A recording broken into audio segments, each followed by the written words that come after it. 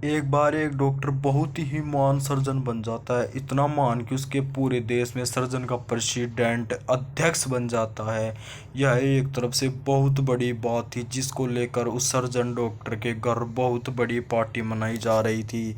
इतनी बड़ी बात हुए भी, इतनी बड़ी उपलब्धि मिलने के बाद, सर्जन का प्रेसिडेंट बन जाने के बाद भी वो डॉक्टर खुश नहीं था।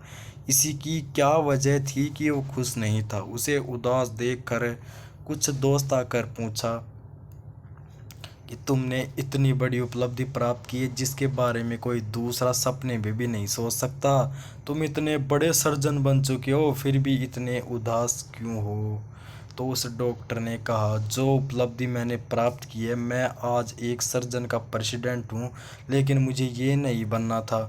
इसमें मुझे कोई भी रुचि नहीं है। मैं कभी भी सर्जन बनना नहीं चाहता था, लेकिन अब मैं इससे निकल भी नहीं सकता हूँ, क्योंकि अगर मैं असफल हो गया होता तो शायद मेरे पास एक और मौका होता जिसमें मैं वो कर सकता था, जिसमें मुझे रुचि है। अब मैं एक ऐसी चीज़ से बंध गया हूँ जिसमें मुझे कोई मज़ा नहीं आता, कोई खुशी नहीं मिलती, कोई मन नहीं लगता। तो उस डॉक्टर के सभी दोस्तों ने कहा कि क्या तुम मजाक कर रहे हो? देश के सबसे बड़े प्रेसिडेंट होना कितनी आदत आदर की बात होती है।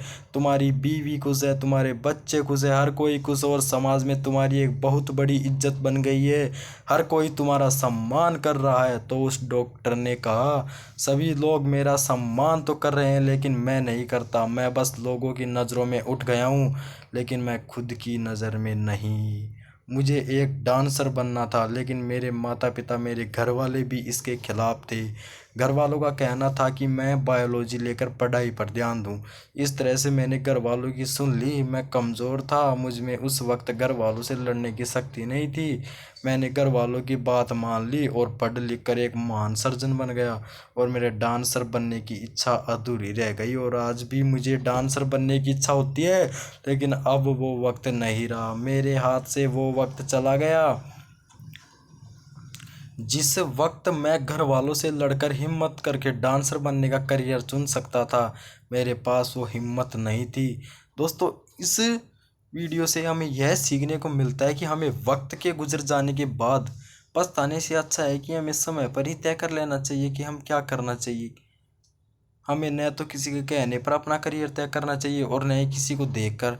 हमें अपना करियर खुद तय करना चाहिए, क्योंकि आपको आपसे अच्छे तरीके से और कोई नहीं जानता है। तो आप अच्छे तरीके से आपका करियर कोई तय नहीं कर सकता।